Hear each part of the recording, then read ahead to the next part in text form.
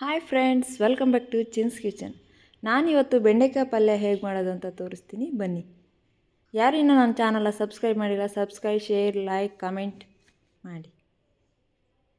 ಬೆಂಡೆಕಾಯಿನ ಚಿಕ್ಕದಾಗಿ ಹೆಚ್ಚಿಟ್ಕೋಬೇಕು ನೀಟಾಗಿ. ಅದಕ್ಕೊಂದು 2 ಈರುಳ್ಳಿನ ಹೆಚ್ಚಿಟ್ಕೊಂಡಿದ್ದೀನಿ. ಅದನ್ನು ಒಂದು ಪಾತ್ರೆಗೆ ಹಾಕ್ಬಿಟ್ಟು ಚೆನ್ನಾಗಿ ಫ್ರೈ ಮಾಡ್ಕೋಬೇಕು.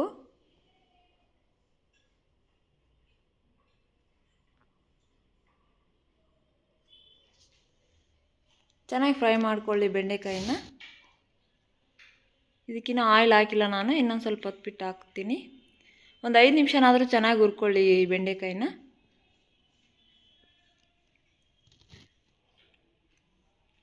ಟೇಸ್ಟ್ ತುಂಬಾ ಚೆನ್ನಾಗಿ ಬರುತ್ತೆ ಬೆಂಡೆಕಾಯಿ ಪಲ್ಯ. ಆಯಿಲ್ ಹಾಕೋತಾ ಇದ್ದೀನಿ ಇದಕ್ಕೆ.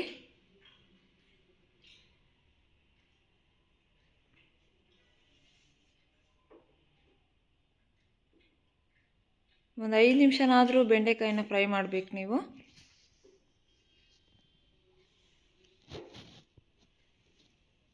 ನೋಡ್ರಿ, ಹೀಗೆ ಬಂದಿದೆ.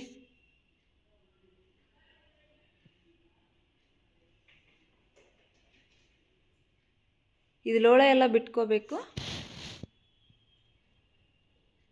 ಇವಾಗ ಅದೇ ಪಾತ್ರೆಗೆ ಒಂದು ಸ್ವಲ್ಪ ಆಯಿಲ್ ಹಾಕ್ಕೊಳ್ಳೋಣ.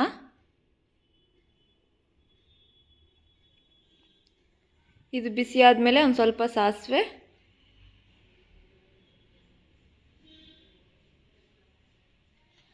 ನಾವು ಹೆಚ್ಚಿಟ್ಟುಕೊಂಡಿರ್ತೀವಲ್ವ ಈರುಳ್ಳಿನ ಹಾಕ್ಕೊಳ್ಳೋಣ.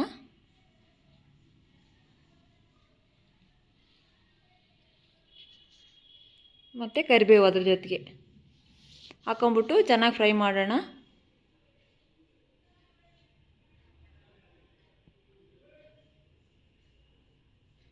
ಟೇಸ್ಟ್ ಮಾತ್ರ ತುಂಬ ಚೆನ್ನಾಗಿ ಬರುತ್ತೆ.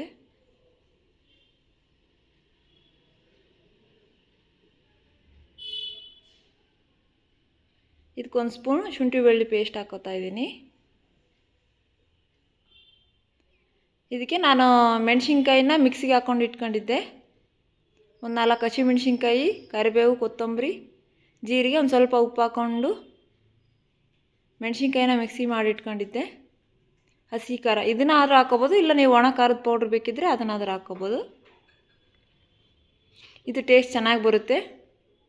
ಇದಕ್ಕೊಂದು ಸ್ವಲ್ಪ ಅರಿಶಿನ ಹಾಕ್ಕೊಳ್ಳೋಣ. ಇದಕ್ಕೆ ಆವಾಗಲೇ ಆ ಖಾರದ ಪೌಡ್ರಿಗೆ ಒಂದು ಸ್ವಲ್ಪ ಉಪ್ಪು ಹಾಕ್ಕೊಂಡಿದ್ನಲ್ವ, ಇದಕ್ಕೊಂದು ಸ್ವಲ್ಪ ನೋಡ್ಕೊಂಡ್ಬಿಟ್ಟು ಉಪ್ಪು ಹಾಕ್ಕೊಳ್ಳಿ. ಇವಾಗ ಫ್ರೈ ಮಾಡಿ ಇಟ್ಟಿರೋ ಬೆಂಡೆಕಾಯಿನ ಇದಕ್ಕೆ ಸೇರಿಸ್ಕೊಂಡ್ಬಿಡೋಣ. ಇದಕ್ಕೊಂದು ಸ್ವಲ್ಪ ಹುಣಸೆ ಹಣ್ಣು ನೆನೆಯಿಟ್ಕೊಂಡಿದ್ದೆ, ಅದನ್ನು ಹಾಕ್ಕೊಳ್ಳೋಣ. ನೀವು ಬೇಡ ಅಂದರೆ ಡ್ರೈ ಆಗು ಹಂಗೆ ತಿನ್ಬೋದು, ಇದನ್ನೇನು ಫ್ರೈ ಮಾಡಬೇಕು ಅಂತ ಏನಿಲ್ಲ, ಸಾಕು ಅಷ್ಟೇ ಚೆನ್ನಾಗಿರುತ್ತೆ. ನೀವು ಒಂಚೂರು ಹುಳಿ ಬೇಕಂದರೆ ಒಂದು ಸ್ವಲ್ಪ ಹುಣಸೆ ಹಣ್ಣು ಇಟ್ಬಿಟ್ಟು